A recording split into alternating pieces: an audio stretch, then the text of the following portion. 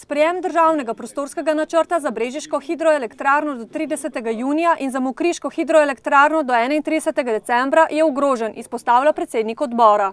Dobro zato, ker bomo takoj sedaj opravili razgovore tako z ministrom za infrastrukturo in prostor gospodom Černačem, kakor tudi ministrom za kmetijstvo in okolje gospodom Bogovičem na to temo, kako dalje. Mi ne odstopamo od terminov in rokov, ki smo jih dogovorili v Ljubljani v njihovih prostorih. Oba državna prostorska načrta sta v izdelavi, pravijo na direktoratu za energijo. S tem, da Brežice so tik pred zaključkom, Mokrice so pa bolj na začetku oziroma rečemo v prvi polovici. No? Do težav prihaja zaradi negativnih mnenj nosilcev urejanja prostora, v reševanje zapletov pa vlagajo velike napore, dodaja Kosec.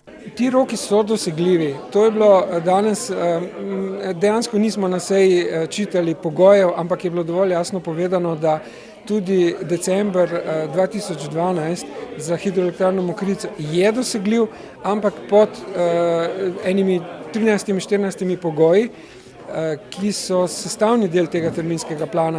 Je pa v zaključni fazi gradnje krške hidroelektrarne. Gradnja akumulacijskega bazena poteka v skladu z pogodbenimi roki, z izvajalske pogodbe, tako da računamo, da bomo do konca meseca prišli do te faze, da bomo lahko začeli dvigovati vodo na koto 162. In je zadeva v zaključku gradnje.